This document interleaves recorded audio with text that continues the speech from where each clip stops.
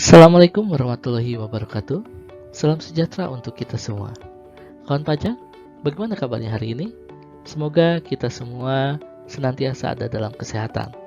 Kembali lagi bersama saya Aditya Mulyadi, fungsional penyuluh pajak Kanwil DJP Jawa Barat 1. Pada kesempatan kali ini kita akan membahas mengenai PMK 82 tahun 2021, yaitu perubahan atas PMK 9 tahun 2021 tentang insentif pajak untuk wajib pajak terdampak pandemi COVID-19, khususnya tentang fasilitas pengembalian pendahuluan PPN.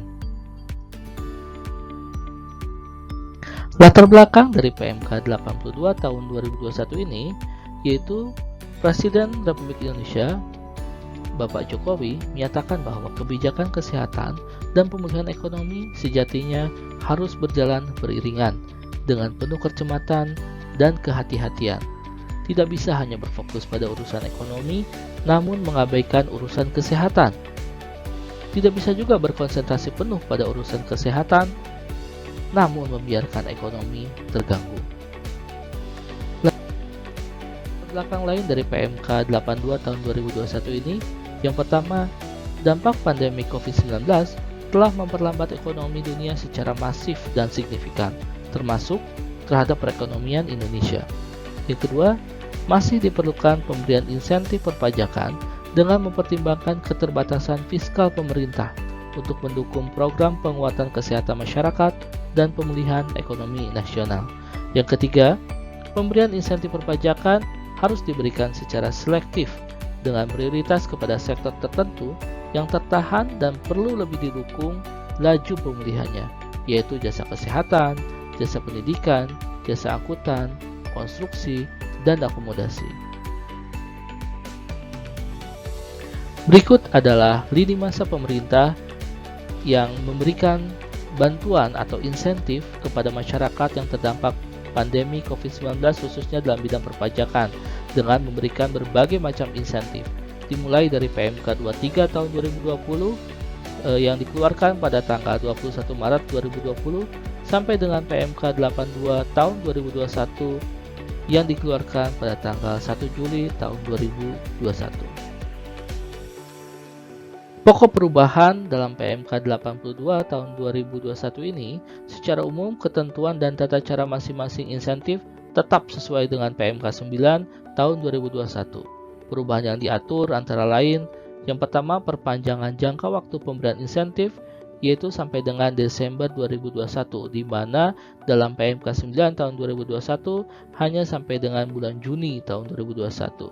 Kemudian yang kedua, kriteria penerima perpanjangan insentif, yaitu adanya penyesuaian KLU, kemudian ada juga wajib pajak PP23, wajib pajak P3TGAI, yaitu wajib pajak program percepatan peningkatan tata guna air irigasi. Kemudian dalam PMK ini tidak termasuk dalam yang diberikan insentif, yaitu wajib pajak KITE atau kemudahan impor tujuan ekspor dan kawasan berikat. Tambahan ketentuan peralihan, ketentuan pemberi kerja dan atau wajib pajak yang akan memanfaatkan fasilitas harus menyampaikan kembali pemberitahuan atau permohonan. Yang kedua, ketentuan jangka waktu pemberitahuan untuk memanfaatkan insentif PPh pasal 21 ditanggung pemerintah dan pengurangan angsuran PPh pasal 25 untuk masa pajak Juli 2021 paling lambat 15 Agustus 2021 serta relaksasi penyampaian pembetulan laporan realisasi.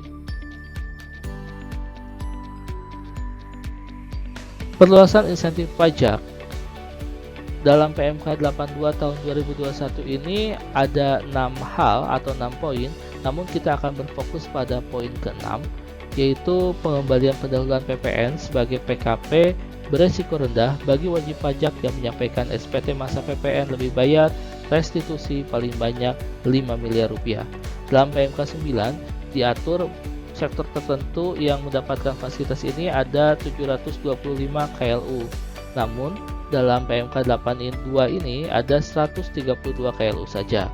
Kemudian dalam PMK 9 wajib pajak dengan kategori KITE atau kemudahan impor tujuan ekspor dan kawasan berikat itu mendapatkan insentif, sedangkan dalam PMK 82 ini tidak mendapatkan insentif.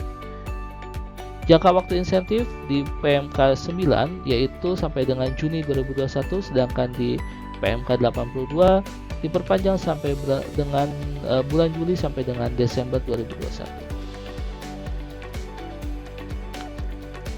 Nah, insentif pengambilan pendahuluan PPN sebagai PKP beresiko rendah bagi wajib pajak yang menyampaikan SPT masa PPN lebih bayar restitusi paling banyak 5 miliar rupiah.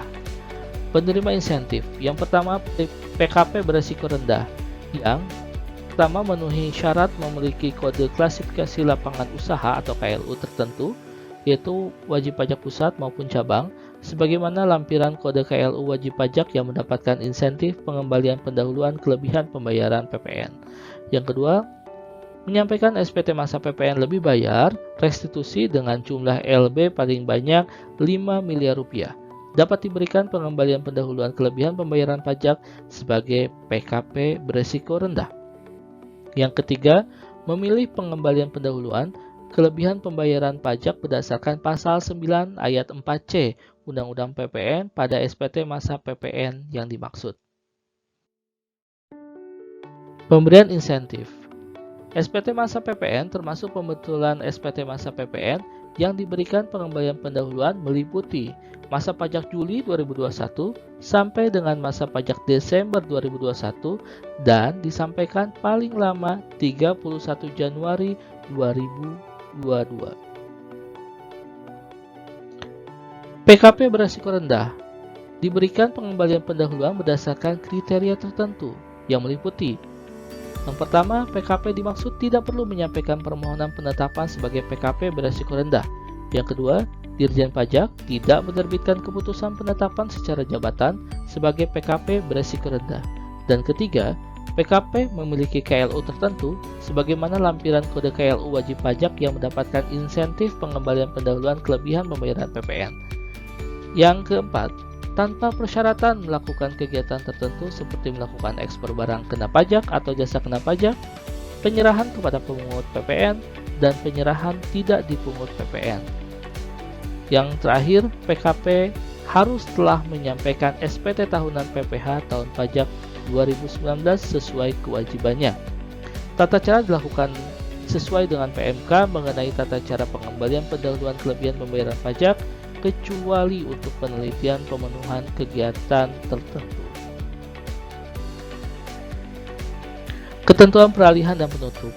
Yang pertama, pemberi kerja atau wajib pajak telah memanfaatkan insentif PMK 9 harus menyampaikan pemberitahuan atau permohonan kembali untuk dapat memanfaatkan insentif PPh pasal 21 ditanggung pemerintah, pengurangan PPh pasal 25 dan atau pembebasan PPh pasal 22 impor. Yang kedua, penyampaian pemberitahuan untuk memanfaatkan insentif PPh 21 ditanggung pemerintah dan PPh pasal 25 sejak masa pajak Juli 2021 paling lambat tanggal 15 Agustus 2021. Serta yang ketiga, penyampaian pembetulan laporan realisasi insentif PPh pasal 21 ditanggung pemerintah dan PPh final ditanggung pemerintah masa pajak Januari sampai dengan Juni paling lambat tanggal 31 Oktober 2021. Berikut adalah tata cara pengajuan insentif melalui saluran tertentu.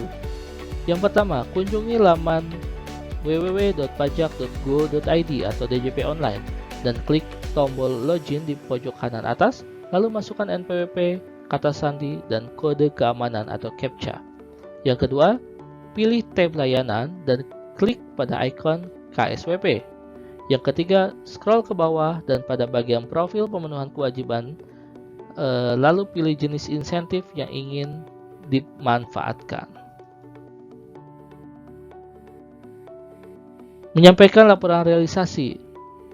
Yang pertama, kunjungi laman www.pajak.go.id atau DJP online, klik tombol login pojok kanan atas, lalu masukkan NPWP, kata sandi, dan kode keamanan.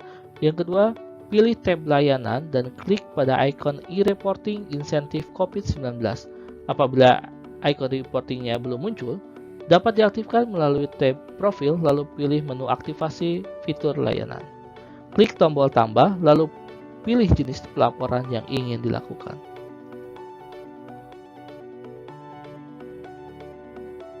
Demikian yang dapat kami sampaikan pada kesempatan kali ini. Semoga dapat bermanfaat bagi kawan pajak semua. Sampai berjumpa kembali dalam pembahasan pajak lainnya. Terima kasih. Wassalamualaikum warahmatullahi wabarakatuh.